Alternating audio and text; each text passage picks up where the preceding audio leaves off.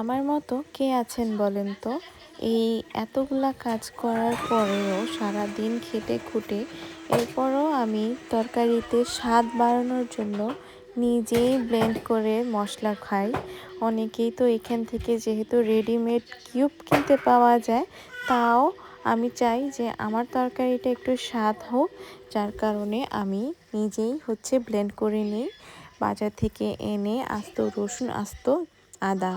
এরপরে আমি হাতে মেখেই এটা খাসির মাংস। তো খাসির মাংসটা হাতে মেখে মশলা দিয়ে সকল প্রকার মশলা নর্মাল যেগুলি মশলা দিতে হয় তাই দিয়ে আমি মেখে এরপর লাস্টে আমি একটু তেল দিয়ে দিলাম।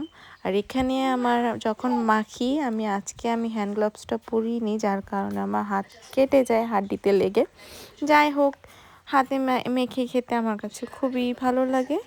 আর এখানে আমি চুলা অন করে দিয়েছি, এখন আস্তে আস্তে নাড়াচাড়া করে এটাকে কষিয়ে নিব। সাথে তো দেখতেই পাচ্ছেন আমার ছোট বেবিটাও আছে। সে মাম্মির সাথে কোলে থেকে থেকে কাজ করা দেখতে খুবই পছন্দ করে। আর ওই পাশে সারফরাজ মাত্র স্কুল থেকে এসেছে। সারফরাজকে আমি জাস্ট কলা দিয়েছি খাওয়ার জন্য, এরপরে আমি ভাত খাইয়ে দিব। আর উনি তো ঘুম থেকে উঠেছে মাত্র, তার জন্য মাম্মিকে লাগবে।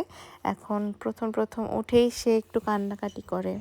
তো এই যে দেখতে পাচ্ছেন যে আমার তরকারি ভালো মতো আমি কষিয়ে নিচ্ছি। কষানোর মাংস কিন্তু খেতে খুবই স্বাদ।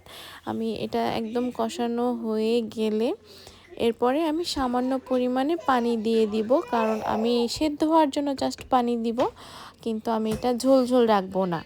তো এই কষানো মাংস থেকেই আমি একটু মাংস উঠিয়ে ভাতের সাথে খেয়ে নিচ্ছিলাম। আমার এইভাবে খেতে খুবই ভালো লাগে, তাই আমি এইভাবে নিয়ে খেয়েছি। এইভাবে আগে খেতাম না, বাট নিজে রান্না করলে একটু খেতে মনে চায়। যাই হোক, এরপরে আমি পানি কিন্তু দিয়ে দিয়েছিলাম, গরম পানিটা ইউজ করেছি। তো এই যে লাস্ট ফিনিশিং, আমি পানিটা একটু কমিয়ে নিয়েছি, একদম বলেছিলাম যেহেতু মাখো মাখো রাখবো, আর এটা এরকমই রেখেছি। তো এই তো, আল্লাহ হাফিজ।